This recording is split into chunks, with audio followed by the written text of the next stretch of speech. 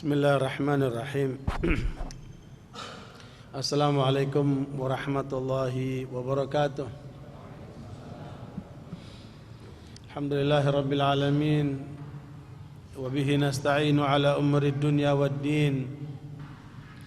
Wassalatu wassalamu ala asyrafil anbiya'i wal mursalin nabina Muhammadin wa ala alihi wa sahbihi ajma'in.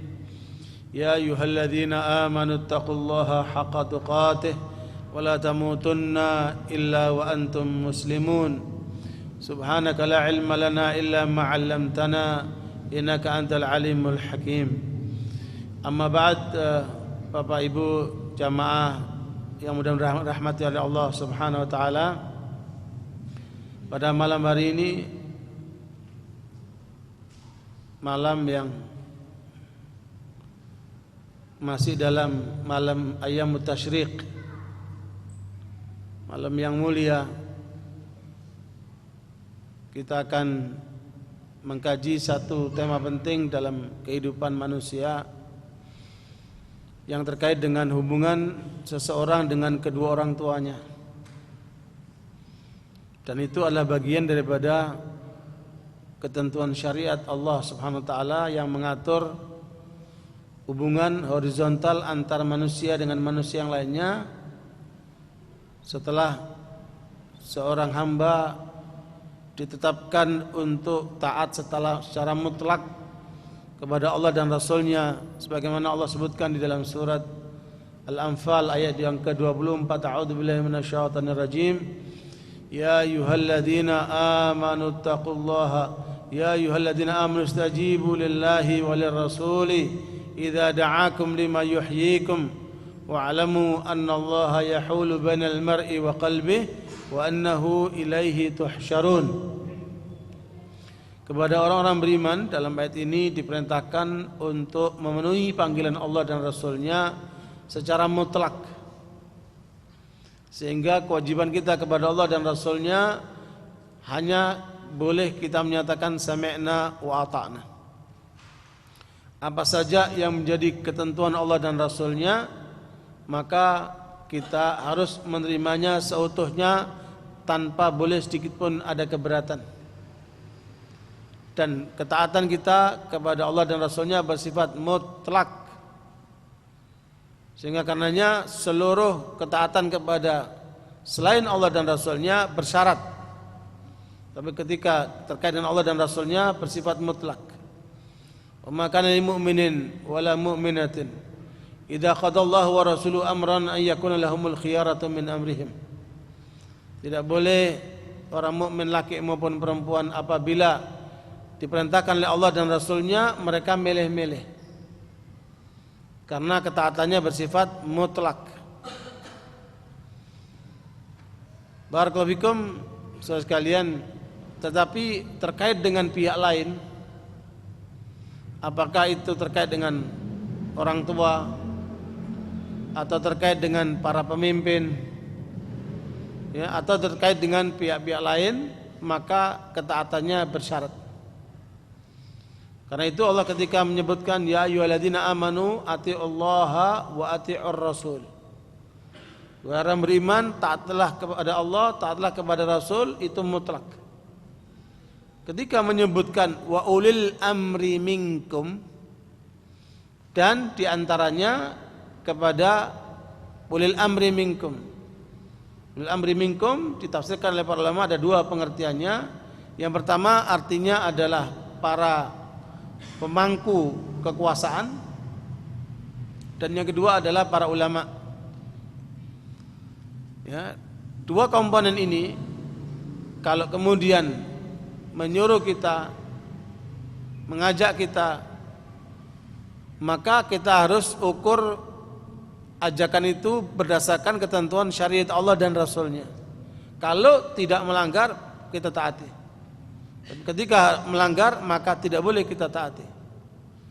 Begitu pula ketaatan seorang istri kepada suami, ya, tidak bersifat mutlak, bersyarat. Begitu pula ketaatan seorang anak kepada kedua orang tua bersyarat. Ya, makanya Allah menyebutkan berkaitan dengan dua berkaitan dengan orang tua Sa'ad bin Abi Waqqas yang memaksakan kehendak ibunya ini untuk supaya Sa'ad mentaatinya dalam hal yang melanggar Allah. Maka turunlah ayat Al-Quran, wa in jahadaka ala an tusyrika bi ma laysa laka bi'ilm fala tuti'huma wa sahibhuma fid dunya ma'rufa. Kalau kedua orang tuamu memaksa kamu untuk menyekutukan aku, kata Allah, maka jangan ikuti kehendak orang tuamu yang seperti itu, karena melanggar Allah SWT. Tetapi tetap lakukan mereka dalam urusan dunia dengan cara yang terbaik. Ikhwan barakallahu fikum, Sa'ad bin Abi Waqqas adalah seorang anak muda yang sangat taat kepada ibunya. Ketika dia masuk Islam, ibunya keberatan, sehingga kemudian memaksa Sa'ad untuk meninggalkan Islam dengan berbagai macam cara, mulai cara halus sampai cara kasar.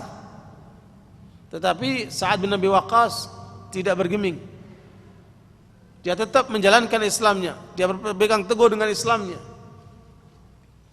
Maka kemudian ibunya memberikan ultimatum kepada Sa'ad, kalau kamu tidak meninggalkan Islam, maka ibumu akan mogok, tidak makan, tidak minum sampai mati. Dan ini adalah perilaku jahiliyah, ya, yang sekarang masih berjalan di dalam kehidupan modern. Kalau Anda melihat ada seseorang yang melakukan mogok makan, tidak minum untuk meraih keinginannya sebagai satu bentuk protes, maka itu adalah perilaku jahiliyah. Sudah terjadi sejak zaman jahiliyah, dan itu dialami oleh siapa? Sa'ad bin Abi Waqqas yang ditekan oleh ibunya dengan cara seperti itu. Ikhwan barakallahu fikum, dan ibunya pun melaksanakan keinginan dengan cara memboikot itu, yaitu tidak makan, tidak minum, dengan harapan saat menjadi sadar dia keluar dari Islam. Tetapi kemudian saat ternyata tidak bergeser dari keinginannya dan tetap teguh dengan Islamnya, dan dia berusaha untuk merayu ibunya untuk makan dan minum agar tidak mencederai ibunya, agar ibu ini tidak mengalami sakit. Maka Sa'ad pun berusaha untuk merayu ibunya, karena kata Sa'ad, tidak ada seorang pemuda pun di Mekah yang begitu hormat dan sayangnya kepada ibunya seperti aku. Melihat perilaku ibunya yang kemudian memboikot, tidak makan, tidak minum sampai mati asal saat meninggalkan Islamnya, maka Sa'ad pun berusaha untuk merayunya. Hari pertama dirayu tidak berhasil. Hari kedua dirayu juga tidak berhasil. Ibunya nggak mau makan, tidak minum. Tidak, kalau kamu tidak keluar dari Islam, ibu nggak mau makan, nggak minum sampai mati. Sampailah hari ketiga, sudah lemes itu ibu, nggak makan, tidak minum. Hari ketiga kemudian tetap memaksakan kehendaknya, maka saat itu menyatakan dengan tegasnya di hadapan ibunya, demi Allah, Islam telah merasuki di dalam relung-relung hatiku. Kalau seandainya ibu punya 100 nyawa, tidak makan, tidak minum, kemudian ibu mati, kemudian ibu dihidupkan lagi, tidak makan, tidak minum sampai mati, sampai 100 kali, maka Sa'ad tidak akan meninggalkan Islam buat ibu. Ketegasan saat inilah yang kemudian menjadikan luntur ibunya, sehingga akhirnya ibunya pun makan dan mau minum.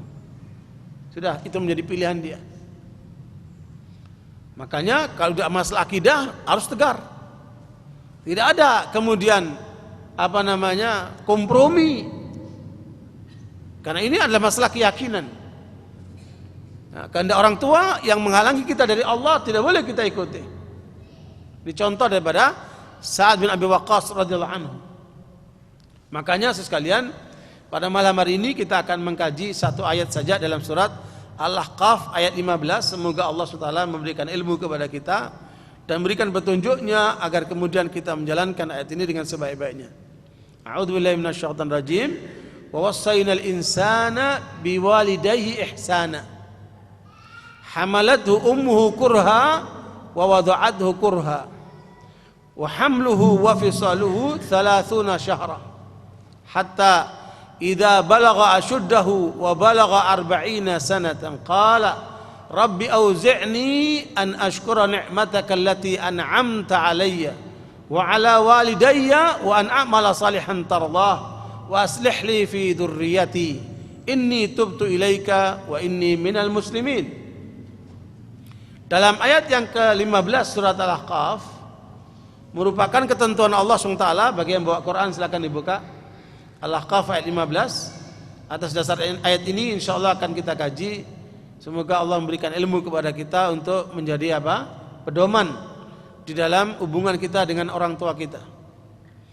Ikhwan barakallahu pada bagian pertama Allah mewasiatkan, artinya apa? Mewajibkan, mengharuskan kepada kita umat Islam untuk berbuat yang terbaik kepada kedua orang tua kita. Jadi bukan hanya sebatas yang baik, yang terbaik. Kalau kita punya air aqua, kita punya air zam-zam, yang kita berikan kepada orang tua kita yang mana? Air zam-zam. Karena itu yang terbaik. Kalau kita punya duit 100 ribu dan satu lagi 1 juta, yang kita kasih orang tua yang mana? Yang 1 juta, yang terbaik. Ya. Makanya jangan pelit kepada orang tuamu. Bahkan Rasulullah SAW menyebutkan kepada seorang anak, anta wa maluka li abika. Engkau dan hartamu milik bapakmu.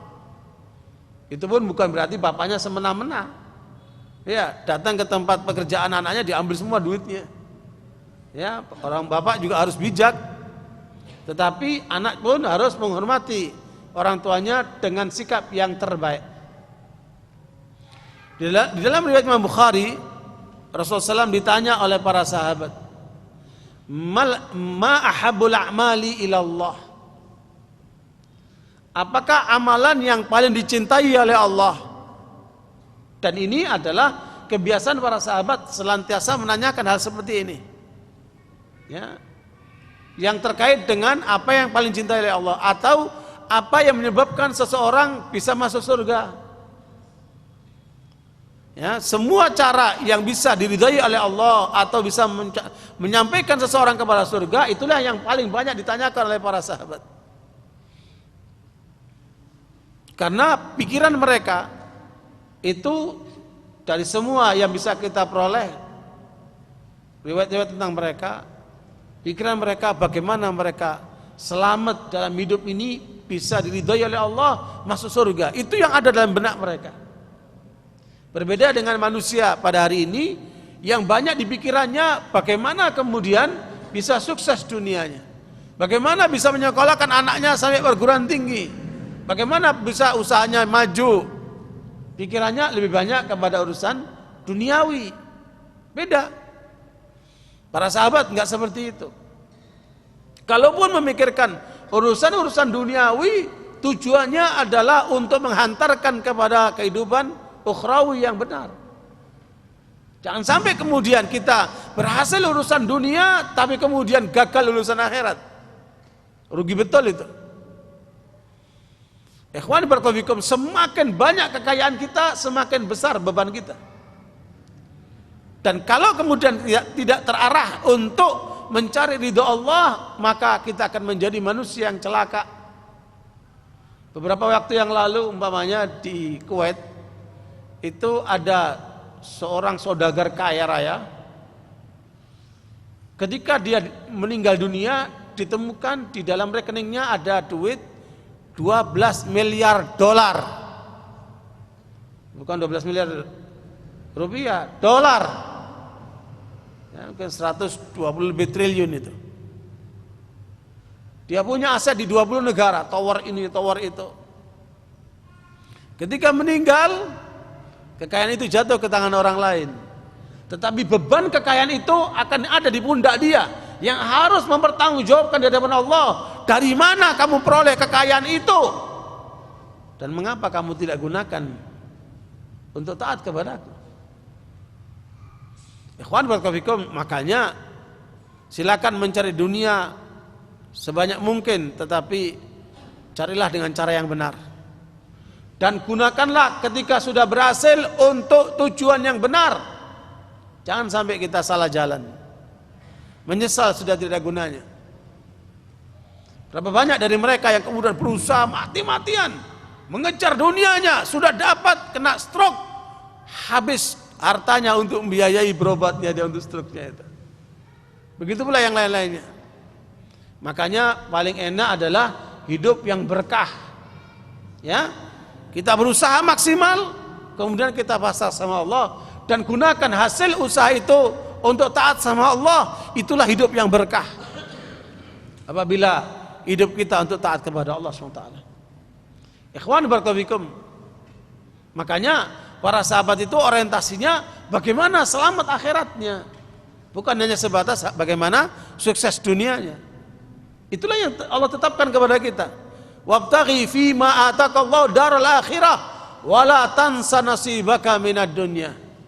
Kamu kejar apa yang diberikan oleh Allah kepadamu untuk supaya kamu sukses akhiratmu, tetapi jangan kamu lupakan duniamu. Jadi akhirat dulu. Wal akhiratu khairul laka minal ula.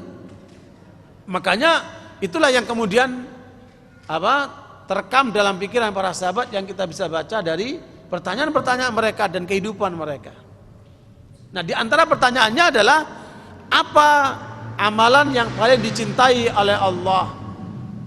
Maka Rasulullah SAW menjawab, as-salatu ala waqtiha. Salat tepat waktu. Subhanallah. Pertanyaannya, sudahkah kita amalkan riwayat ini? Kita salat tepat waktu? Barakallahu fikum. Bapak Ibu sekalian, untuk mencapai seorang bisa melaksanakan ibadah haji itu membutuhkan biaya, membutuhkan pendaftaran yang kadang-kadang bisa bertahun-tahun, 5 tahun, 10 tahun karena kuota, dan berusaha untuk mencapai haji pun dengan susah payah karena beda cuaca, karena macam-macam hal. Itu pun seumur hidup sekali, kewajibannya seumur hidup sekali. Orang yang cerdas adalah orang yang mencari bagaimana caranya kita bisa meraih nilai ibadah haji itu, tetapi bukan cuma seumur hidup sekali, tapi bisa berkali-kali. Caranya bagaimana?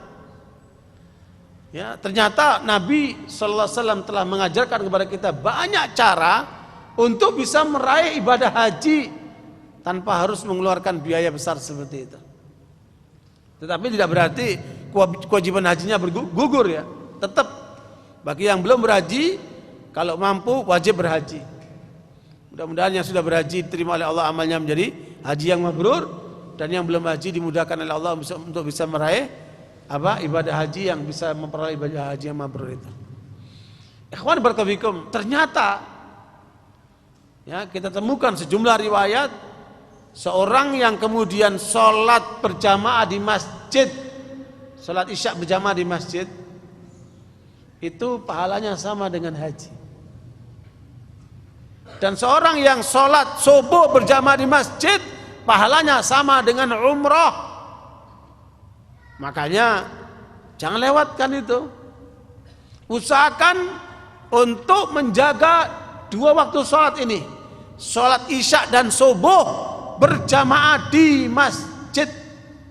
Makanya Rasulullah menyebutkan kalau orang-orang munafik itu tahu tentang keutamaan pahala sholat isya dan subuh di masjid, mereka akan datang ke masjid dengan merangkak karena keutamaan sholat isya dan subuh itu. Bukankah itu fadilah besar? Nilai haji jangan disia-siakan.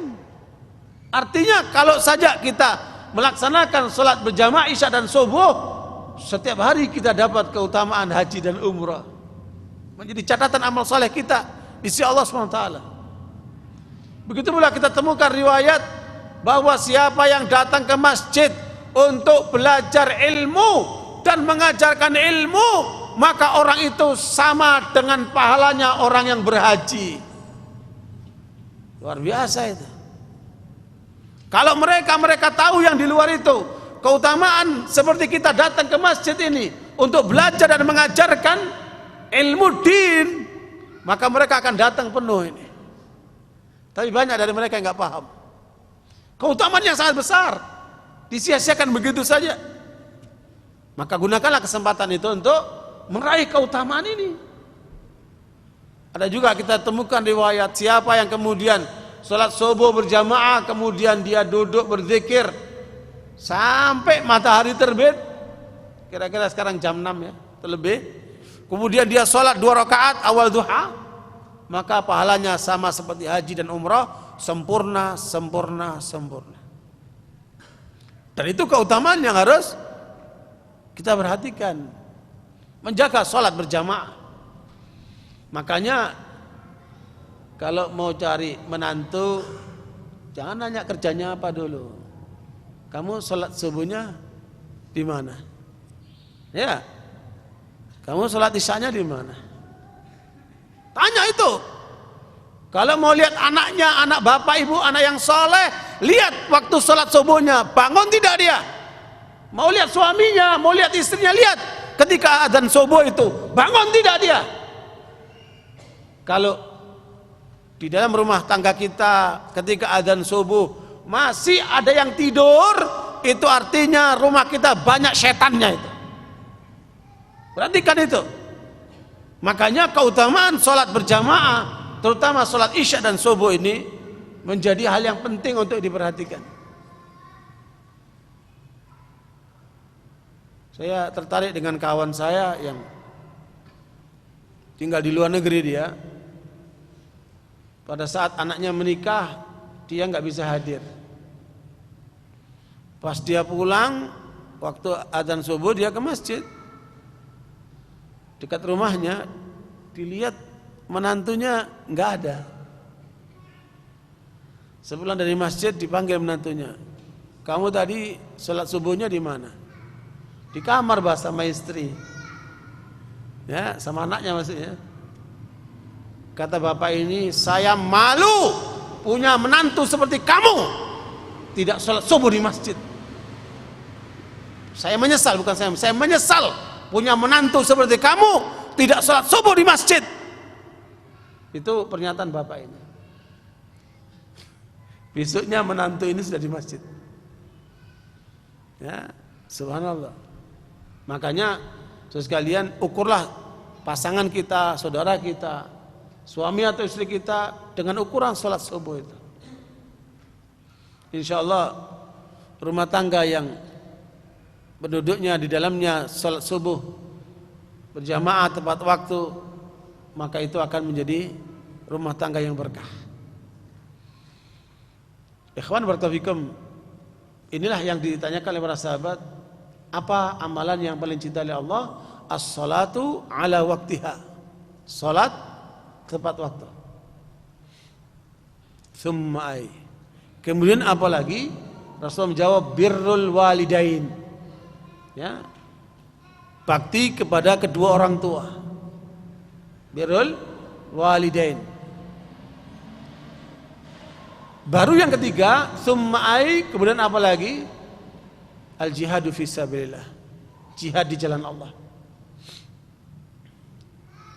Suatu kali ada anak muda datang kepada Rasulullah menyatakan, ya Rasulullah, aku sudah menyatakan 2 kalimat syahadat dan aku berkeinginan keras untuk berjihad bersamamu, tapi orang tuaku keberatan sehingga mereka menangis. Maka Nabi SAW mengajarkan kepada anak muda ini, fafihima fajahid, kembali kamu ke rumah orang tuamu dan berjihadlah kamu untuk menyenangkan mereka sebagaimana kamu telah membuat mereka menangis. Ya, ikhwan barakallahu fikum, makanya jangan disepelekan hubungan kita dengan orang tua kita. Memang kalau diperhatikan, kelahiran manusia ini ada 4 macam. Yang pertama yang dialami oleh Nabi Adam alaihissalam, dia lahir tanpa bapak dan ibu. Ya, Allah ciptakan dia dari tanah. Idz qala rabbuka lil malaikati inni khaliqum basharan min tin fa idza sawaituhu wa nafakhtu fihi min ruhi faqa'u lahu sajidin.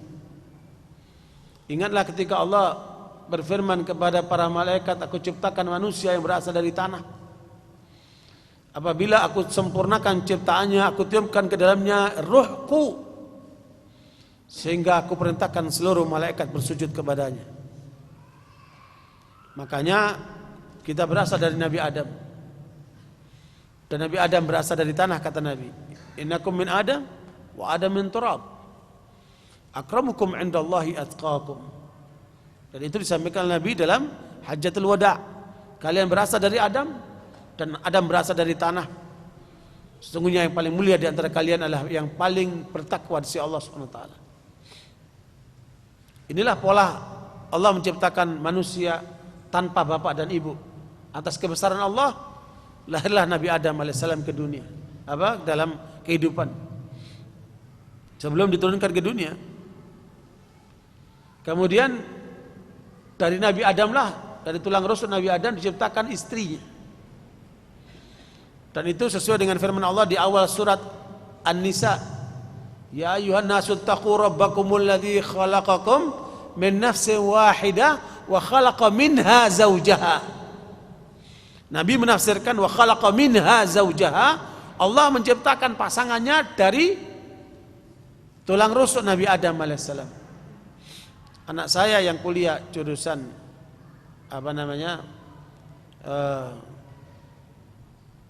apoteker, dia belajar tentang anatomi. Dia cerita sama saya bahwa dalam tulang rusuk lelaki itu ada satu yang kurang. Ya, itu secara ilmiah, silakan diteliti. Dan itulah kenyataannya. Allah ciptakan Hawa dari Nabi Adam, dari tulang rusuk Nabi Adam. Makanya Nabi mengingatkan kepada kaum suami, banyaklah menasihati istrimu, tetapi janganlah bersikap keras, nanti dia patah. Dan jangan juga sampai teledor, nggak mau nasihati, nanti dia bengkok. Maka sedang-sedang saja. Ya. Nah, barakallahu itulah pola manusia kedua, diciptakan dengan bapak tanpa ibu, melalui Nabi Adam alaihissalam. Kemudian yang ketiga, Allah ciptakan Nabi Isa alaihissalam dengan ibu tanpa bapak. Nabi Isa terlahirkan di dunia dengan apa? Dengan ibu tanpa bapak. Dan kita semua, tidak ada seorang pun dari kita yang lahir tanpa punya bapak dan ibu. Bukan begitu? Ada nggak yang lahir tanpa bapak dan ibu? Ya, jangan-jangan jin itu. Ikhwan warahmatullahi, kita semua punya orang tua, punya bapak dan ibu. Tetapi bagaimana kemudian sebagai anak bisa kemudian memberikan baktinya kepada kedua orang tuanya yang telah melahirkan dia di dunia ini? Makanya disinilah pentingnya untuk memperhatikan ayat tadi itu, surat Al-Ahqaf ayat 15. Wasanal insana biwalidayhi ihsana. Kami wasiatkan kepada manusia untuk berbuat yang terbaik kepada orang tuanya. Ikhwan barakallahu fikum. Makanya menarik sekali apa yang diriwayatkan Imam Ahmad dengan sanad yang sahih, bahwa Rasulullah SAW diperlihatkan surga dan beliau melihat ada seorang yang sedang mengaji Al-Quran. Kemudian Rasulullah bertanya, siapakah itu? Sudah di surga tapi masih baca Quran. Siapakah itu? Maka Nabi Muhammad diberitahu dialah Harithah bin Nu'man. Kemudian dicek, siapa ini Harithah bin Nu'man? Seorang yang tidak dikenal di kalangan para sahabat. Ternyata Harithah bin Nu'man adalah seorang yang sangat bakti kepada kedua orang tuanya. Makanya sekalian, orang tuamu itu adalah tiketmu menuju surga. Jangan disia-siakan. Ya. Makanya jangan pernah mengatakan kepada orang tua, dalam bahasa Al-Qur'an uf itu bahasa Arab ya. Yang kalau orang keberatan bilang kurang suka gitu ya. Kepada orang tua nggak boleh kita mengatakan seperti itu. Karena itu sudah kedurhakaan. Wala taqul lahuma atau nggak boleh. Apalagi membuat orang tua nangis. Seorang anak yang membuat orang tuanya menangis itu anak durhaka. Jangan sampai kita membuat orang tua kita menangis. Makanya di dalam kitab Al-Adabul Mufrad yang ditulis oleh Imam Bukhari dengan sanad yang sahih, Rasulullah SAW pernah didatangi oleh malaikat Jibril ketika beliau sedang menaiki tangga mimbar. Di antaranya malaikat Jibril mengatakan kepada Nabi Muhammad, syaqiyun abdun adraka walidayhi aw ahadahuma wa lam yudkhilahul jannah faqultu amin. Malaikat Jibril datang kepada Rasulullah SAW mengatakan, celaka seorang hamba yang mempunyai kedua orang tua atau salah seorang di antara kedua orang tua. Dia menjumpai salah seorang di antara kedua orang tua, tetapi tidak menyebabkan dia masuk surga. Celaka hamba seperti itu. Rasul pun mengatakan amin. Makanya beruntunglah saudara-saudara yang masih punya orang tua untuk berbakti kepada mereka. Memang pola anak itu juga ada 4 macam. Ada 4 macam. Sebagaimana Allah ungkapkan dalam surat Asy-Syura ayat 49-50 itu menjelaskan tentang posisi anak ya. Kalau tadi ada 4 macam orang tua, ada juga 4 macam anak. Yang pertama, orang tua yang dikaruniai oleh Allah, anaknya semuanya laki. Ya kan? Ada enggak? Ada. Suami istri setelah menikah sekian lama, kemudian Allah karuniakan anak, semua anaknya laki. Gak usah sedih, itu pemberian Allah. Terimalah dengan lapang dada sebagai amanat, tunaikan amanat itu. Toh juga nanti menantunya juga perempuan. Atau yang kedua, Allah berikan anak-anaknya semuanya perempuan, gak ada satu pun laki. Ya, kita pun menjumpai banyak orang seperti itu. Dan yang ketiga adalah suami istri yang dikaruniai oleh Allah lengkap. Ada anak laki, juga ada anak perempuan. Lengkap. Bersyukurlah kepada Allah. Karena itu nikmat yang Allah berikan sebagai ujian kepada kita. Dan yang keempat adalah bentuk orang tua suami istri yang tidak dikaruniai anak oleh Allah, alias mandul. Ya, 4 model kehidupan rumah tangga seperti ini kita ketemukan di masyarakat. Dan itu semua adalah kebesaran Allah Subhanahu wa taala. Yang jelas lahirlah kita sebagai anak. Mungkin di antara kita sudah menjadi orang tua dan akan jadi orang tua. Paling tidak kita sudah pernah menjadi apa? Menjadi anak. Nah, kewajiban apa yang harus dilakukan seorang anak kepada orang tuanya itu? Allah mengajarkan wabil walidaini ihsana.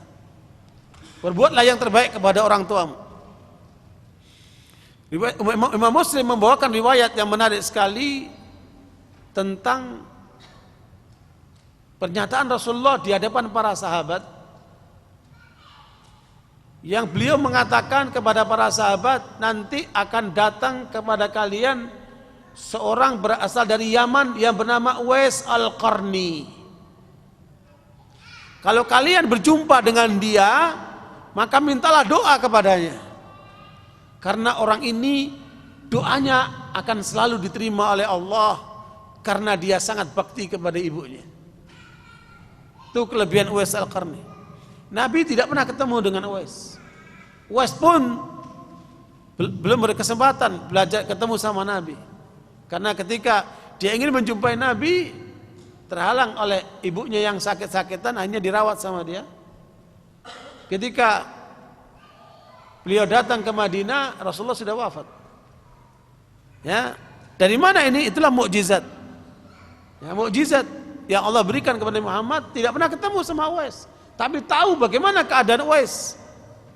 Dan Rasulullah pun mewasiatkan kepada para sahabat, bila kalian nanti ketemu dengan Uwais Al-Qarni, maka mintalah doa kepadanya. Padahal mereka sahabat ya.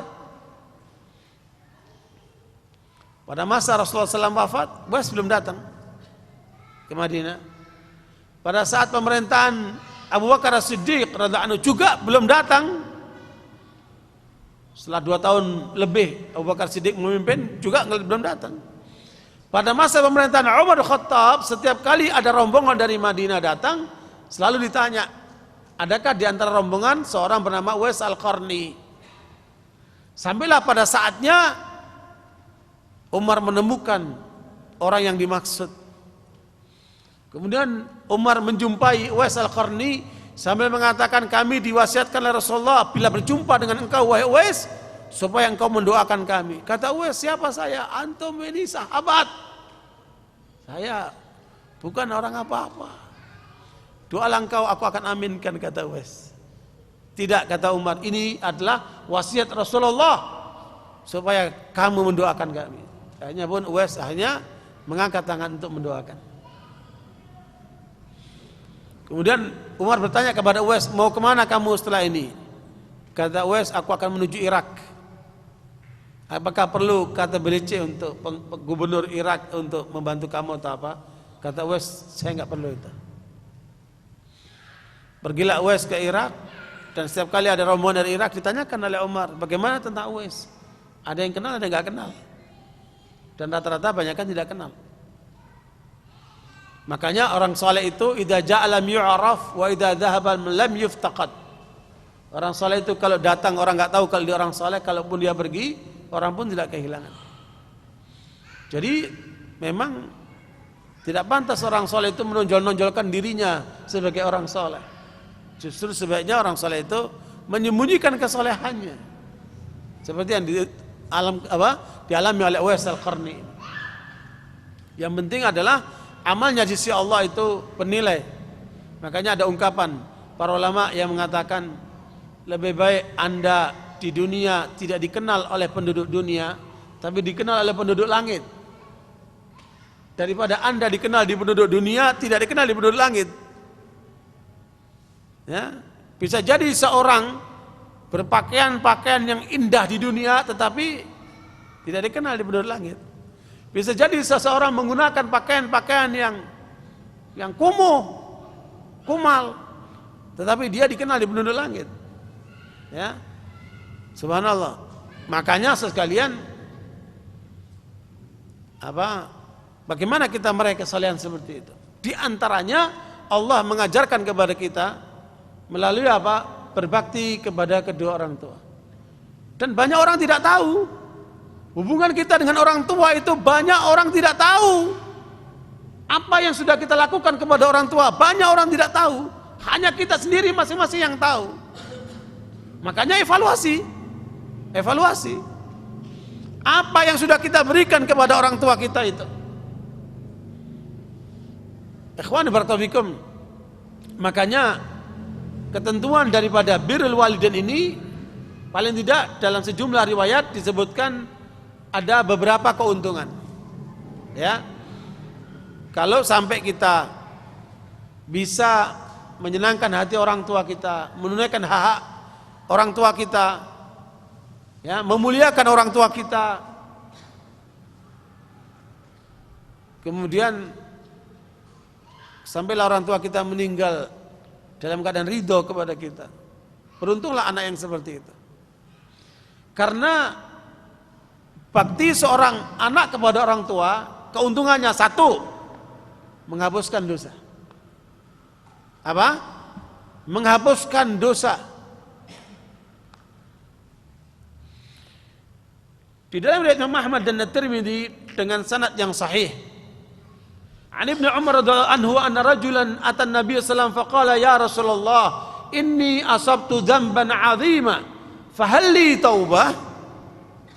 Qala hal laka min qala la. Qala hal laka min khala? Qala na'am. Qala fabirha. Kata Ibnu Umar, seorang lelaki datang kepada Nabi sallallahu alaihi wasallam sambil mengatakan, "Ya Rasulullah, aku telah berbuat dosa besar.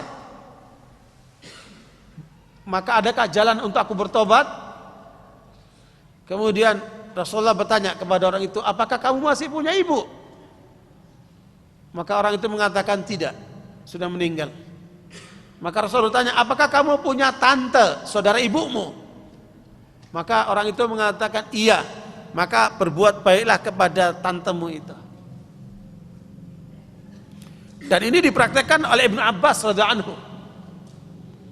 Ya, di dalam kitab Al-Adabul Mufrad, Sahih Al-Adabul Mufrad, Ibnu Abbas radhiyallahu anhu sebagai seorang ulama didatangi sama seorang sepertinya ini preman.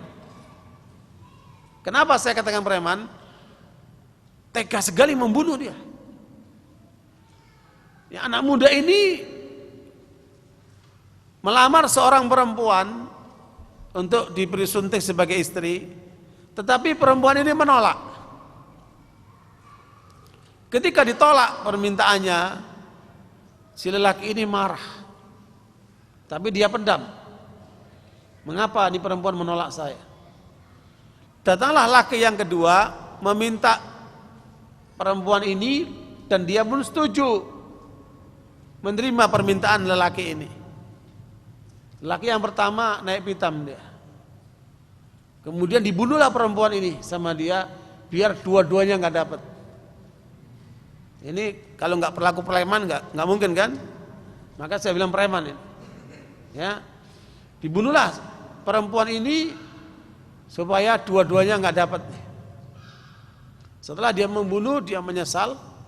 Dia datang kepada Ibnu Abbas radhiyallahu anhu. Kemudian dia menyatakan apa yang sedang terjadi, yang dialami. Dan Ibnu Abbas sebagai ulama, dia bukan hakim, dia bukan penguasa yang kemudian harus menghukum.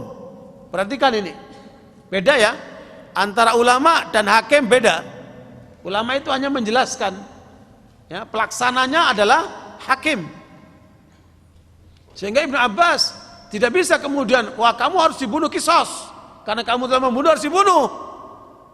Karena dia ulama, bukan sebagai hakim.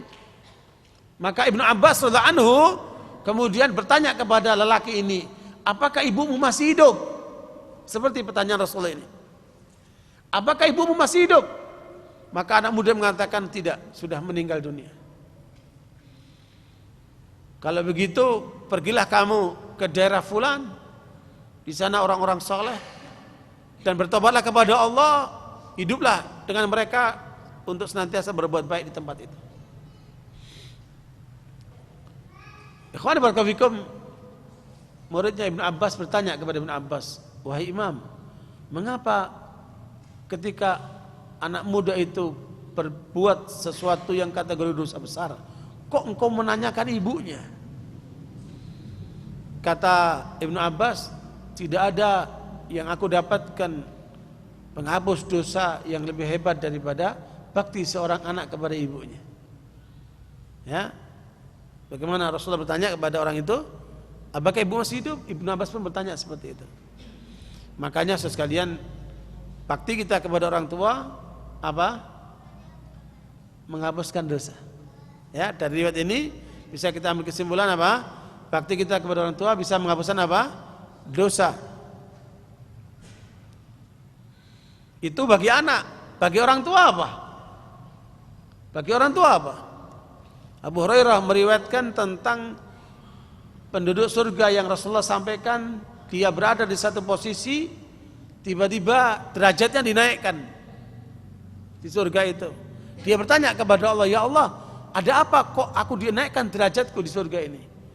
Maka Allah mengatakan, "Itu karena doa anakmu." Kalau anaknya apa? Anak yang soleh. Subhanallah itu. Jadi baik kita sebagai anak bernilai, menghapuskan dosa. Sebagai orang tua, anak yang soleh itu berarti sampai apa? Bisa meninggikan derajatnya di surga. Subhanallah. Maka beruntunglah bapak-bapak, ibu-ibu yang punya anak-anak soleh, yang diarahkan untuk taat kepada Allah. Tetapi banyak orang tua sekarang ini bukan mengarahkan anaknya untuk taat kepada Allah, tetapi lebih banyak disibukkan dengan dunia. disibukkan dengan bahasa Inggris, disibukkan dengan matematika, disibukkan dengan bisnis, disibukkan dengan urusan-urusan duniawi, tetapi tidak ditanamkan urusan akhirat. Celaka orang tua seperti itu. Dan jangan kita menjadi orang tua seperti itu. Apalagi ketika nanti anaknya durhaka sama orang tuanya akibat salah pendidikan. Datang kepada Umar bin Khattab radhiyallahu anhu, seorang bapak membawa anaknya sambil mengeluhkan, ya Amirul Mukminin, nasihati anakku ini, dia anak durhaka. Maka Umar melihat anak itu, sebelum Umar mengatakan sesuatu, anak ini bertanya, wahai Amirul Mukminin, apa hak seorang anak dari bapaknya? 3 kata Umar Khattab. Hak anak dari bapaknya ada 3. Yang pertama, memilihkan ibunya yang salihah. Jangan cuma sebatas milih perempuan cantik, karena itu akan menjadi ibu anakmu, maka pilihlah yang salihah. Ini adalah hak seorang anak, dipilihkan ibunya yang salihah. Yang kedua kata Umar, kalau nanti anak itu lahir, maka diberikan nama yang baik. Itulah hak anak untuk memperoleh nama yang baik. Jangan mengasih nama sembarangan, nama Messi, nama apa, pemain-pemain bola itu. Kasih nama yang baik. Pele itu apa namanya? Ikhwani barakallahu fikum, kasih nama yang baik anakmu, karena itu hak anakmu. Yang ketiga, mengajarkan anaknya Al-Quran. 3 inilah anak seorang anak. Terutama ajarkan anakmu Al-Fatihah. Jangan biarkan anakmu belajar Al-Fatihah dari orang lain, karena anakmu akan mempraktekkan Al-Fatihah sepanjang hidupnya. Kalau tidak engkau ajarkan anakmu Al-Fatihah dan dia belajar dari orang lain, nanti orang lain yang akan mendapat keutamaan itu. Sehari paling tidak dalam salat wajib 18 kali, sekedar untuk menambah informasi, karena ini ada rahasia. Al-Fatihah itu ada berapa ayat? 7 ya? Ada berapa kata? Nggak tahu kan? Ada berapa huruf? Apalagi? Ya? Jadi ada 27 kata, ada 140 huruf. Pertanyaannya, mengapa harus 27 kata? Ternyata di situ mengandung rahasia luar biasa. Ini tambahan informasi. Kita sholat wajib sehari berapa kali? 18 kali kita baca Al-Fatihah.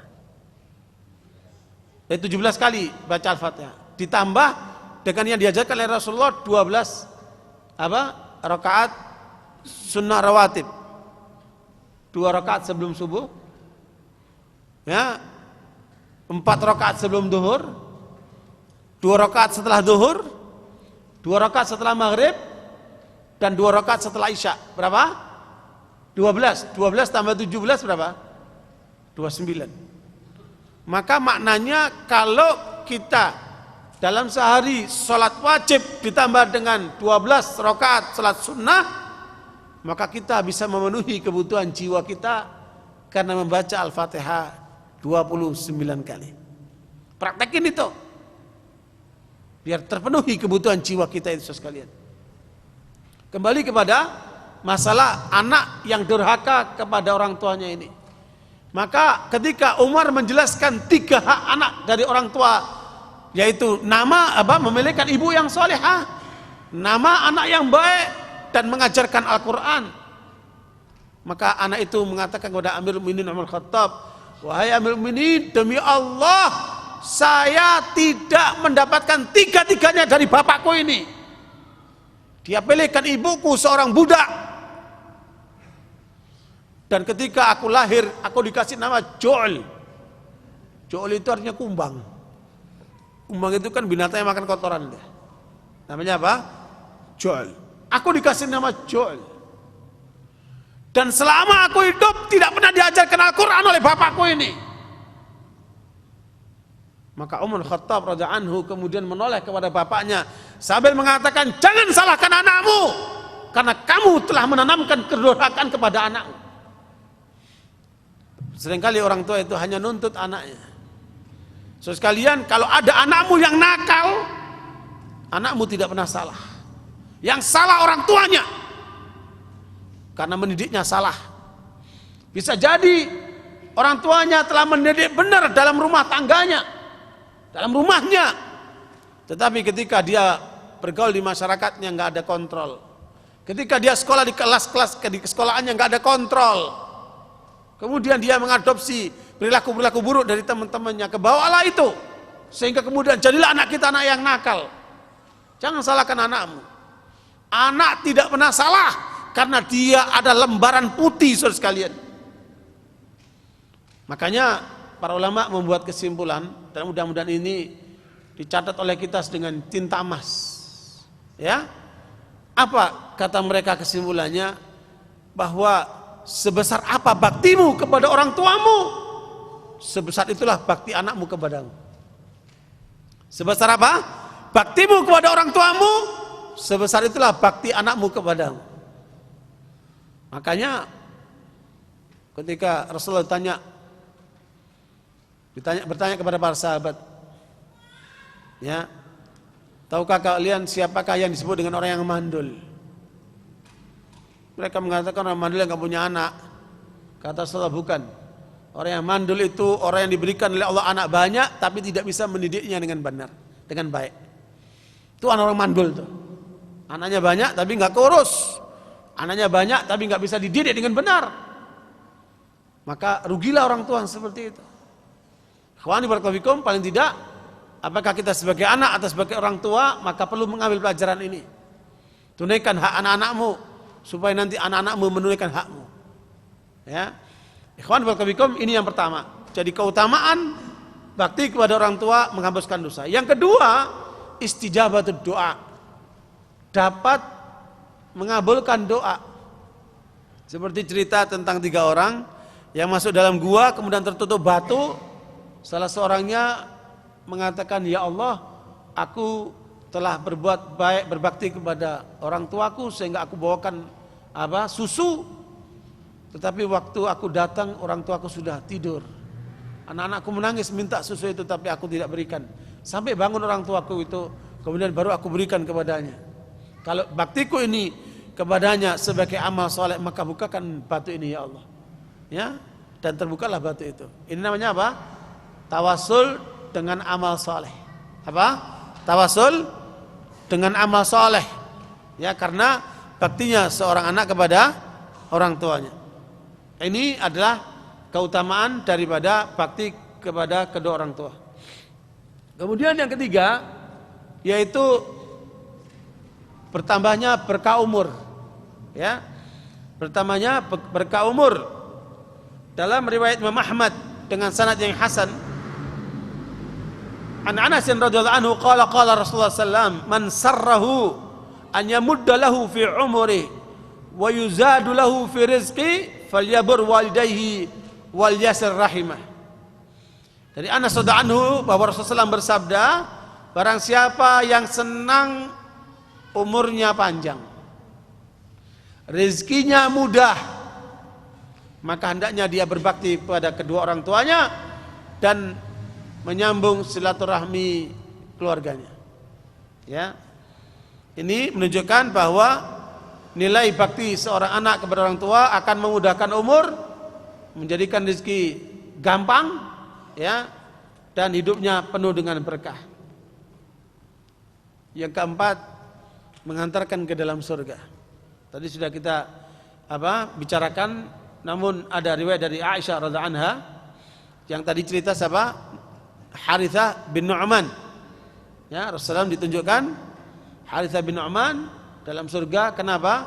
Baktinya kepada kedua orang tuanya. Kemudian yang keenam, yang kelima adalah salah satu jalan untuk mendorong seseorang masuk surga. Ya. Makanya pada saat ada seorang dari Abdurrahman As-Sulami qala kana fina rajulun lam tazal bihi ummuhu an yatazawwaj hatta tatazawwaj thumma imra'atu thumma amaratu an yufariqaha. Jadi ada seorang lelaki yang tinggal sama ibunya, kemudian laki ini menikah, tahu-tahu sama ibunya disuruh menceraikan istrinya. Ya, ini seringkali terjadi antara menantu sama mertua, sukanya nggak cocok. Kadang-kadang itu sebabnya karena cemburu. Anaknya yang selama ini bakti sama ibunya, perhatian sama ibunya, karena dia menikah dengan perempuannya, dengan istrinya, maka perhatiannya berubah, berpindah kepada istrinya, ibunya diabaikan. Timbulnya cemburu, akhirnya kadang-kadang mengalami perilaku yang tidak baik daripada istrinya kepada ibunya. Akibatnya keluarlah kata-kata ibunya, ceraikan istrimu. Ya, ini adalah banyak kejadian di masyarakat kita karena kurangnya komunikasi antara menantu dengan mertuanya. Dan itu jangan sampai terjadi dengan kita. Makanya sebagai suami harus bijak ketika menghadapi yang seperti itu.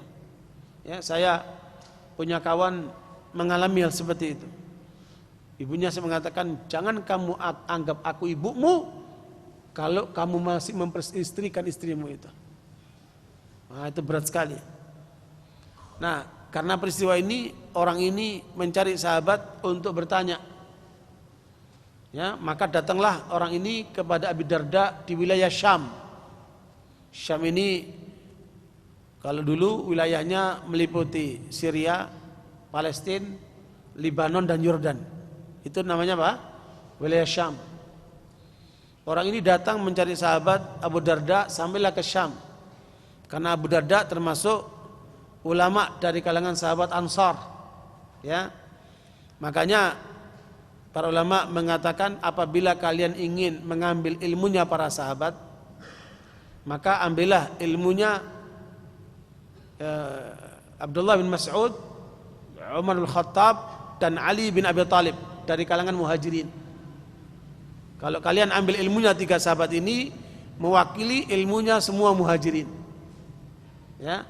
Kalau Anda ingin mengambil ilmunya para ulama Ansar, maka ambillah ilmunya Ubay bin Ka'ab, ilmunya Mu'ad bin Jabal, dan ilmunya Abu Darda. Tiga orang sahabat ini. Ya, kalau kalian mempelajari tiga ilmunya sahabat ini, artinya kalian akan menguasai ilmunya kaum Ansar. Maka pemuda ini mencari Abu Darda di Syam, sampailah ketemu. Ketika diceritakan apa yang dia alami, apa jawaban Abu Darda? Menarik sekali. Ma ana billadhi amuruka an tufariq wa ma ana billadhi amuruka an tumsik. Kata Abu Darda, saya tidak menyuruh kamu untuk menceraikan, saya juga tidak menyuruh kamu untuk mempertahankan istrimu itu. Sami'tu Rasulullah sallallahu alaihi wasallam yaqul, aku mendengarkan Rasulullah bersabda, al-walidu awsatu abwabil jannah fa'adi' dzalikal bab aw ihfadhu. Orang tuamu itu adalah merupakan tengah-tengah pintu surga. Ya, maka dekatilah pintu itu. Jagalah pintu itu. Dengan nasihat ini, anak muda ini mengambil pelajaran sehingga ketika pulang dia ceraikan istrinya. Dia pertahankan siapa? Ibunya. Subhanallah. Makanya sekalian, karena ibu atau bapak ini adalah jalan kita menuju surga. Kemudian yang keenam, berbakti kepada orang tua, ya, bisa melebihi jihad. Dan jihad di sini bukan jihad fardu ain tapi fardu kifayah. Ya, jihad apa? Fardu kifayah masih kalah dibanding dengan apa? Bakti kita kepada kedua orang tua. Sebab kalau jihad itu fardu ain, tidak perlu lagi izin orang tua. Ya. Nah, barakallahu, makanya Nabi mengatakan fa fihima fajahid. Ya, karena sudah cukup di antara pejuang-pejuang Islam, maka anak muda yang ingin berjihad itu sambil menyebabkan orang tuanya menangis dikembalikan oleh Nabi kembalilah kamu kepada kedua orang tuamu dan berjihadlah kepada mereka. Ya. Barakallahu fikum. Makanya inilah 6 keutamaan bagi baktinya seorang anak kepada orang tua. Barakallahu fikum. Bagian pertama dari ayat itu sudah kita selesaikan, paling tidak mendapatkan penjelasan betapa penting arti pelaksanaan bakti seorang anak kepada kedua orang tua untuk berbuat yang terbaik. Ya, hamalatuhu ummuhu kurha wa wada'athu kurha. Terutama ibu. Dibanding ayah, ibu mempunyai kelebihan 3 kali lipat bagi seorang anak untuk lebih berbakti kepada ibunya daripada ayahnya. Ya, makanya sahabat Nabi bertanya, siapakah orang yang paling harus aku berbuat baik kepadanya? Maka Rasul mengatakan ibumu. Siapa lagi ibumu? Siapa lagi ibumu? Baru yang keempat apa? Ayahmu, bapakmu. Makanya Allah menyebutkan hamalatu ummu kurha. Ibunya mengandung anak itu dengan susah payah. Alhamdulillah. Ya, dikuasai.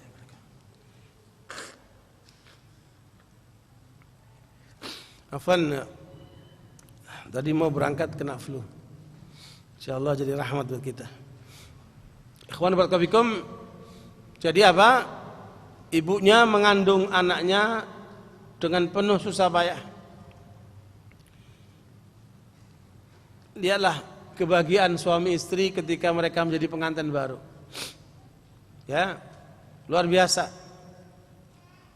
Tiba-tiba ditandai, istrinya apa? Muntah-muntah. Kenapa? Tanda hamil. Mulai pusing, mulai ini, ya. Mulailah kemudian hamilnya semakin besar, semakin besar. Ya, menunjukkan betapa payah ibu itu ketika mengandung anaknya. Dan kita semua mengalami itu, cuman kita nggak sadar aja. Ya. Karena belum punya perasaan ya.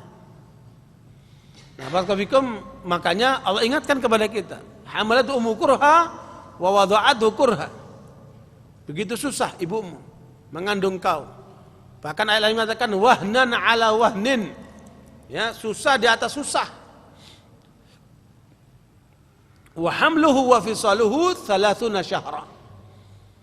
Antara hamil dan menyapihnya 30 bulan. Ini pelajaran penting buat ibu-ibu yang kemudian masih mengandung atau belum mengandung atau akan mengandung, atau mungkin punya menantu.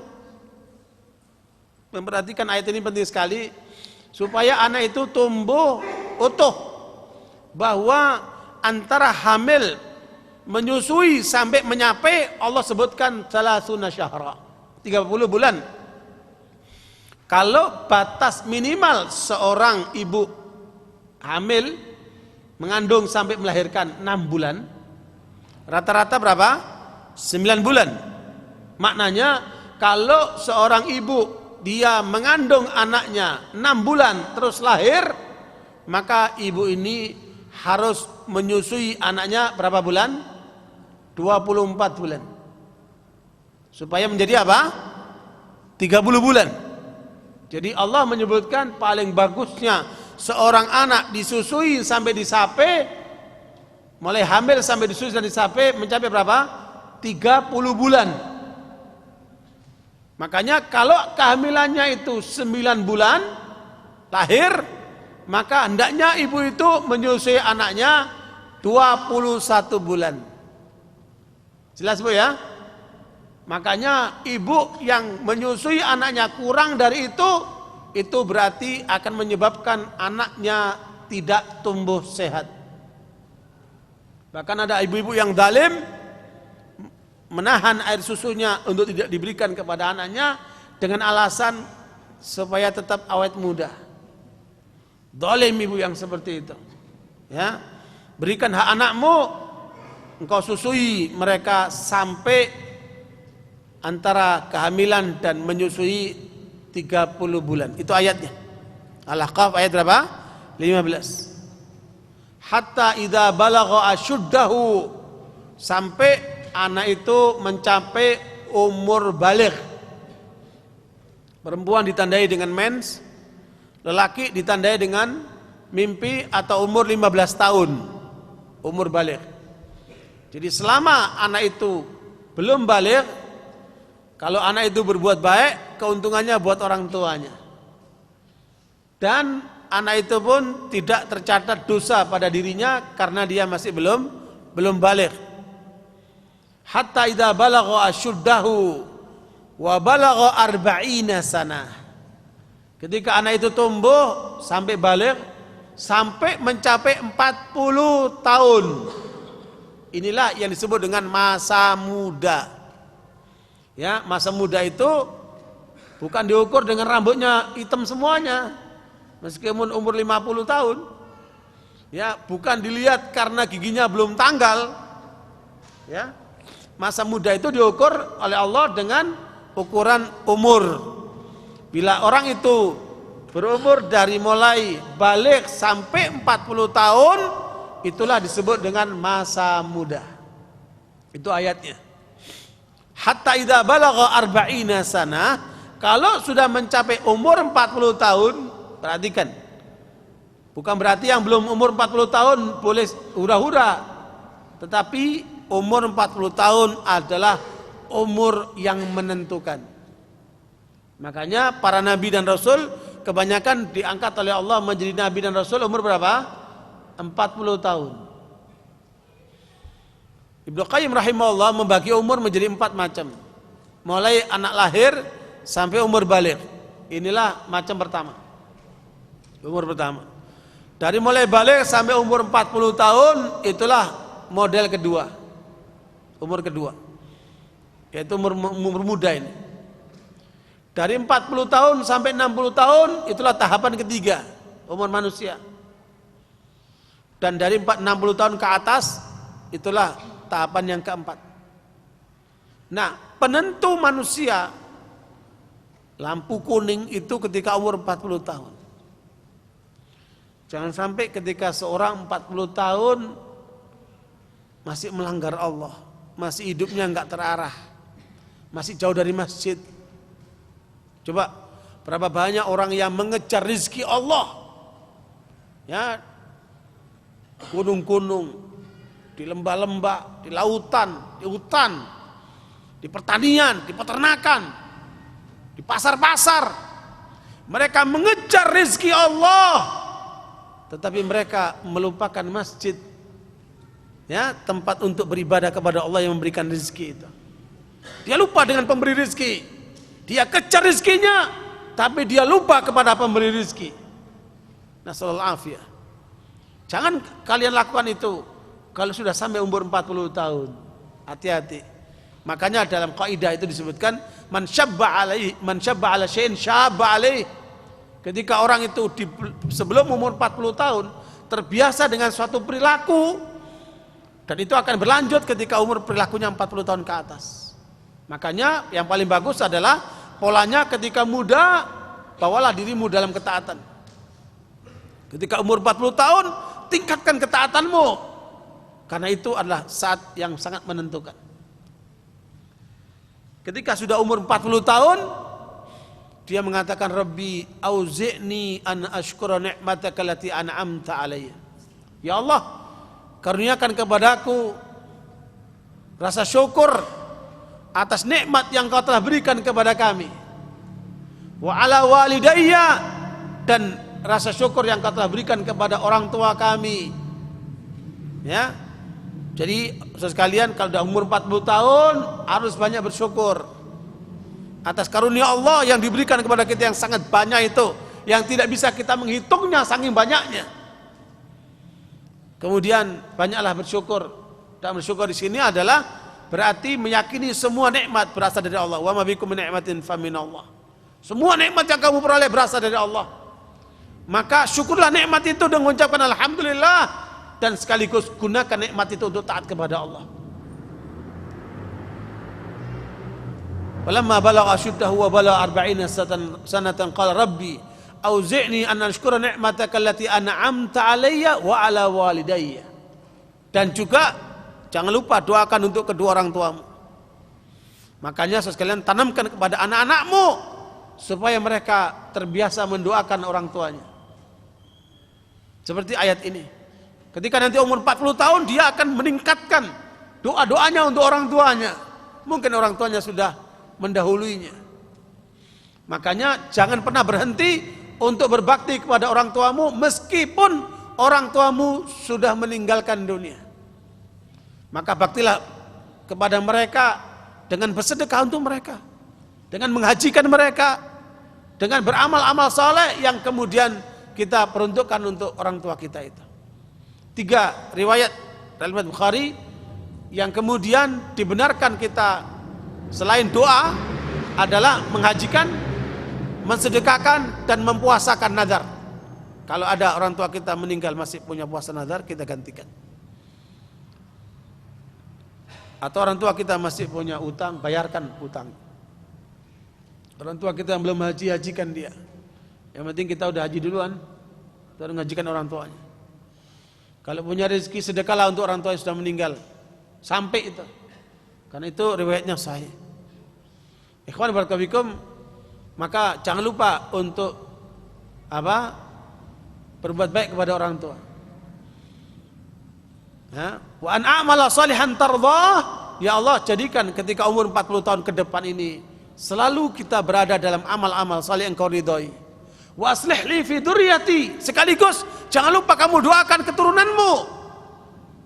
Karena waladina amanu wattaba'dhum dzurriyyatuhum biimanin alhaqna bihim dzurriyyatahum. Orang tua yang beriman disertai dengan keturunan yang beriman, Allah akan kumpulkan nanti di akhirat. Kita berkeinginan untuk berkumpul dengan anak-anak kita, keturunan kita, maka jangan lupa doakan mereka. Makanya Nabi Ibrahim mendoakan keturunannya. Kita pun diperintahkan untuk mendoakan keturunan kita. Kita nggak tahu siapa nanti anak keturunan kita, tapi jangan lupa doakan mereka. Waslih li fi dzurriyyati, ya Allah perbaikilah keturunanku. Karena doa ini akan bisa panjang, bisa sampai kepada sekian kali keturunan. Ini tubtu ilaik. Deklarasikan ketika kamu umur 40 tahun, ya Allah aku bertobat kepadamu, kembali ke jalanmu. Jangan kemudian hura-hura lagi. Jangan lagi kemudian melanggar Allah. Wa inni minal muslimin, saksikan kami ada orang-orang muslim. Aku adalah menjadi orang yang berserah diri kepadamu ya Allah. Dengan demikian sekalian, makanya apa yang kita pelajari dari ayat ini mudah-mudahan bisa menjadi praktek hidup kita. Ya. Dan akan menghantarkan hidup kita menjadi hidup yang bahagia, hidup yang sukses. Antum perhatikan orang-orang yang sukses di sekitar antum. Rata-rata orang yang sukses itu adalah karena bakti mereka kepada orang tuanya. Dan lihatlah manusia-manusia yang celaka di sekitar kita itu, kebanyakan mereka karena durhaka sama orang tuanya. Dan itu sudah terlalu banyak contohnya. Makanya sebagai orang tua juga, kalau mendapatkan perilaku anak kita yang nggak benar, jangan didoakan yang macam-macam. Jangan doa yang sembarangan. Karena doa orang tua dikabulkan sama Allah atas anaknya itu. Makanya apa yang dilakukan oleh ibunya Sudais, Imam Haram yang sekarang ini di Mekah. Jadi dia ini, bapaknya Sudais itu lagi ngundang orang mau makan di rumahnya. Ibunya sedang menyiapkan makanan, udah rapi, sama Sudais ini diambilin garam, dimasukin garam semuanya. Ya rusaklah makanan itu. Ibunya marah sampai mengatakan, pergi kamu dari rumah, jangan pulang kamu sebelum jadi imam haram. Ya, ibunya marah, jangan kamu pulang sebelum jadi imam haram. Ya, itu marahnya aja mengandung doa, betul-betul jadi imam haram. Ya, barakallahu fikum, terlalu banyak contoh. Kalau diceritakan akan banyak panjang, makanya saya cukupkan sampai di sini saja. Kayaknya sudah mulai letih.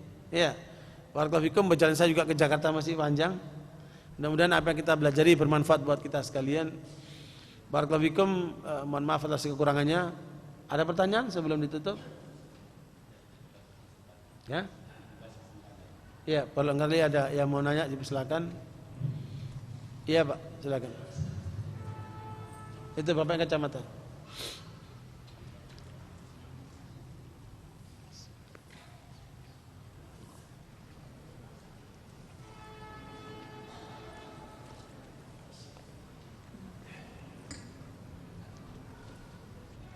Iya Pak, silakan Pak. Iya silakan Pak. Pertanyaan ini sesuai dengan tema mengenai anak yang taat terhadap kedua orang tua. Namun suatu ketika nih Pak Ustadz, dari keduanya menyuruh atau memerintahkan terhadap anaknya dengan perintahan atau suruhan yang berbeda di waktu yang bersamaan. Ya, paham? Di waktu yang bersamaan. Yang saya tanyakan, manakah yang harus didahulukan, ibunya atau bapaknya? Terima kasih. Assalamualaikum warahmatullahi wabarakatuh. Ya, pertanyaannya, kalau kedua orang tua menyuruh kepada anaknya, sementara bertentangan antara keinginan ibunya dan bapaknya, mana yang didahulukan? Ya, sebagai anak memang perlu bersikap bijak. Ya, kalau bisa menengahi antara perbedaan yang terjadi dengan kedua orang tuanya itu. Makanya jadilah anak yang menjadi perekat antara kedua orang tuanya. Tidak harus selalu dipertentangkan. Kalau kemudian kita merasa ada sesuatu yang bertentangan antara keduanya, maka kita bisa mencari cara yang terbaik dengan menentukan prioritas. Ukurannya apa? Syariat. Apakah yang diminta oleh orang tua, ibu atau bapak, bertentangan dengan syariat atau tidak? Kalau tidak bertentangan dengan syariat, berarti urusan duniawi. Umpamanya ibu nyuruh kita untuk belanja ke toko, bapak kita menyuruh kita untuk pergi ke rumah temannya mengambil sesuatu. Mana yang kita dulukan? Sebenarnya nggak bertentangan. Kita pergi aja ke toko dulu, baru pergi ke tempat temannya bapak. Dua-duanya bisa dijalankan tanpa harus dipertentangkan. Jadi makanya paling bagus namanya win-win solution. Ya, mencari jalan tengah itu yang terbaik tanpa harus mempertentangkan. Tetapi kalaupun kemudian harus dihadapkan kepada kenyataan, ya, kehendak ibu sama kehendak bapak, mana didahulukan? Dahulukan kehendak ibumu. Ya, tapi tanpa harus menyakiti hati bapakmu. Ya, begitulah. Umpamanya bapak punya uang untuk menghajikan. Ibu belum haji, bapak belum haji. Sementara uangnya nggak cukup.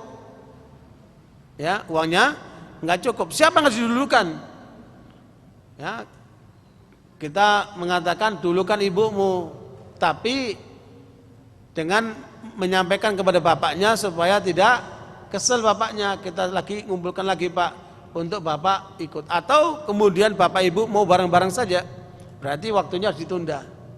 Ya, itu bisa menjadi jalan tengah seperti itu. Ya, barakallahu fikum. Yang penting jadilah orang yang bijak. Nah, ada yang lain? Anak mau bertanya tentang masalah ketaatan yang berhubungan dengan Al-Quran. Atiullah wa atiur Rasul wa ulil amri minkum. Nah, di sana ayat tersebut setelah Allah dan Rasulnya kita harus taat kepada ulil amri. Nah, di sana apa menandakan ulil amri di sana melebihi taat kita kepada orang tua, karena ayat tersebut sesudah Allah dan Rasulnya kepada ulil amri minkum. Apakah derajatnya ulil amri sama orang tua, tingkatan ketaatannya lebih utama mana? Iya. Pertanyaan bagus sekali, bahwa ada dua hal yang harus diperhatikan. Ada kewajiban individual, ada kewajiban sosial. Ya, kewajiban individual harus didahulukan daripada kewajiban sosial. Kewajiban kita kepada orang tua itu kewajiban apa? Individual. Sebagaimana kewajiban seorang istri kepada suaminya itu kewajiban individual. Tetapi terkait dengan kewajiban sosial, maka wajib taat kepada ulil amri minkum. Jangan salah. Minkum ini sering dilupakan. Minkum itu siapa? Minal mu'minin. Ulil amri dari kalian orang-orang mukmin. Ya. Bukan seperti di Jakarta dipimpin sama Ahok. Terus dibilang ulil amri minkum. Enggak betul. Ya, minkum di sini minal mu'minin. Ya, ulil amri dari kalangan kaum mukminin yang harus kita taati selama mereka tidak melanggar Allah dan Rasulnya. Itu persyaratannya itu. Jadi baik orang tua atau ulil amri, para penguasa yang mukmin, ya kita taat kepada mereka selama mereka taat kepada Allah dan Rasulnya. Makanya ungkapan ya ayyuhalladzina amanu atiullaha wa atiur rasul, dua-duanya ada atiu. Ati Allah wa atiur rasul, taat kepada Allah, taat kepada Rasul. Tetapi wa ulil amri minkum tidak ada ungkapan atiu, enggak ada. Jadi taatnya berarti apa? Bersyarat. Ya, taatnya apa? Bersyarat. Sehingga karenanya makanya tidak bertentangan. Kalau dipertanyakan mana yang lebih utama, taat sama orang tua atau taat sama ulil amri dulu, taat orang tua dulu. Karena itu adalah kewajiban individual. Adapun kewajiban sosialnya adalah kepada apa? Ulil amri minkum. Ya, para pemimpin dari mukmin dari kalian. Nah. Iya, Pak, silakan.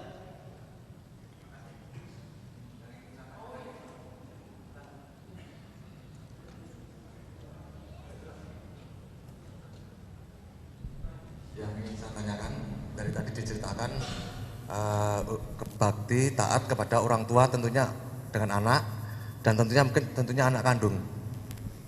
Bagaimana kalau statusnya di sini anak angkat dan seiring berjalannya waktu kemudian dewasa akhirnya tahu orang tua kandungnya, itu yang didahulukan bagaimana itu? Ya. Demikian ya, terima kasih. Ini pertanyaan penting. Bagaimana posisi anak angkat bukan anak kandung? Banyak orang tua yang salah menyikapi ketika dia mengangkat anak. Nabi pernah juga mengangkat anak, yaitu Zaid bin Harithah. Ya. Dan bahkan beredar pernyataan atau ungkapan saking dekatnya Zaid bin Harithah itu tidak lagi disebut dengan Zaid bin Harithah tapi disebut dengan Zaid bin Muhammad. Ya, makanya Allah turunkan ayat wa ma kana Muhammadun aba ahadin min rijalikum walakin Rasulullah. Ya, Nabi Muhammad itu bukan bapak dari kalian tetapi dia adalah utusan Allah. Sehingga karenanya tidak boleh seorang anak angkat dinisbahkan kepada bapak yang angkat. Harusnya kan Zaid bin Harithah. Dia menyebutkan Zaid bin Muhammad. Nabi Muhammad kan yang angkat kan ya. Bukan bapaknya yang utama, bapak yang asli. Makanya dikembalikan kembali kepada Zaid bin Harithah. Nah, orang tua angkat harus memberitahu kepada anaknya bahwa dia bukan bapaknya. Dia hanyalah bapak angkat. Ya, bapak yang sebenarnya itu loh, kenalkan dengan bapak yang sebenarnya. Supaya anak itu tidak kemudian mencari-cari sendiri, bertanya-tanya sendiri, kok mukaku beda sama bapakku ya? Jadi dia sadar dia bukan anaknya. Dia mukanya beda, ya tampilannya beda, memang dia anak angkat. Makanya orang tua jangan menyembunyikan, sampaikan pada saatnya bahwa dia bukan anaknya, sehingga untuk ibunya itu kan berarti orang lain, ya karena bukan ibu yang sebenarnya, bukan ibu kandungnya, hanya ibu angkat dia. Ya makanya di sini perlu kejelasan, kepastian. Nah kalau kemudian sudah tahu anak itu, oh ini bapak aslinya, berarti bapak kandung. Oh ini bapak angkatnya yang telah berjasa membesarkan dia, maka harus dihormati sebagaimana bapaknya. Ya, tetapi tetap walinya, tanggung jawabnya ada pada bapak aslinya. Bapak angkat itu hanya sifatnya membantu. Sifatnya apa? Membantu. Makanya Nabi mengajarkan kepada kita sebagaimana riwayat Abu Dawud, man ahsana ilaika ma'rufan fakafi'uh. Kalau ada orang berbuat baik kepadamu, maka balaslah kebaikannya itu. Kalau kamu tidak bisa membalas kebaikannya, maka doakan. Ya, berapa banyak orang yang berbuat baik kepada kita, kita nggak bisa membalas kebaikan mereka, kita doakan. Ya, makanya ada cerita menarik, Pak, yang dialami oleh Umar bin Khattab radhiyallahu anhu. Seorang anak muda datang kepada Umar bin Khattab menyampaikan bahwa saya punya orang tua sudah tidak mampu lagi beraktivitas sendiri. Kalaupun ke kamar mandi, urusan-urusan pribadi saya yang ngurusin dia. Kalau kemana-mana saya gendong dia. Ya, begitu baktinya anak ini kepada orang tuanya. Kemudian dia bertanya sama Umar Khattab radhiyallahu anhu, apakah dengan saya memperlakukan orang tua ini dengan cara itu berarti saya telah bisa berbuat bakti kepada orang tuaku sepenuhnya? Maka Umar mengatakan, belum bisa kamu membalas kebaktian orang tuamu kepadamu. Kenapa? Karena masih ada dalam benakmu, sampai kapan orang tuaku ini begini. Ya, biasanya anak terus punya pikiran, kok Allah nggak manggil-manggil dia. Ya, beda dengan orang tua, ketika anaknya sakit, dijaga, dirawat, punya harapan anak ini tumbuh besar, sembuh. Tapi kalau orang tua udah tua, anaknya berharap apa? Cepat mati. Nah, itu beda anak sama orang tua itu kan. Nah, kalau kembali kepada pertanyaan tadi, bila seorang anak tahu orang tuanya yang asli dan dia tahu orang tua angkatnya, maka dia bagaimana tetap berbakti kepada orang tua aslinya dan juga berbakti kepada bapak atau ibu angkatnya yang telah membesarkan dia, karena telah berjasa. Maka balaslah jasanya itu sesuai dengan kemampuanmu, dengan materi, minimal dengan doa, ya, dengan banyak berziarah, dengan banyak berkomunikasi, dengan menyenangkan hatinya. Itu semua adalah bagian daripada amal saleh. Makanya tetap harus diusahakan ketemu dengan orang tua aslinya, jangan disembunyikan. Ya, seringkali orang tua angkat menyembunyikan orang tua aslinya dengan alasan khawatir akan nanti ditinggalkan. Ya, keliru. Justru ketika bapaknya Zaid, yaitu Harithah, datang ke Rasulullah minta anaknya untuk dikembalikan. Jadi sejak kecil Zaid itu dirawat sama Rasulullah. Ketika sudah besar, orang tuanya datang minta Zaid dikembalikan. Maka Rasulullah mengatakan, anak ini sudah dewasa, silakan dia menentukan pilihannya. Mau ikut aku sebagai bapak angkatnya atau mengikuti kamu sebagai orang tuanya. Ya, berikan pilihan itu kepada anaknya. Setuju orang tuanya. Kemudian disampaikanlah kepada Zaid atas keinginan orang tuanya, tapi Zaid mengatakan, aku memilih ikut Nabi Muhammad SAW. Menunjukkan apa? Betapa kasih sayangnya Rasulullah kepada anak angkatnya ini. Dia lebih memilih Rasulullah daripada bapaknya sendiri. Nah, itu adalah kenapa? Pergaulan yang baik, pendidikan yang baik, seperti itu. Barakallahu fikum. Ya. Ini ada pertanyaan. Tanya soal fikih. Seorang ibu menyusui ketika menjelang azan subuh. Anaknya rewel minta disusui. Mana yang lebih utama didahulukan, Tat? Menyusui dulu atau sholat subuh dulu? Walau anak rewel. Anak itu kalau lapar dia nangis.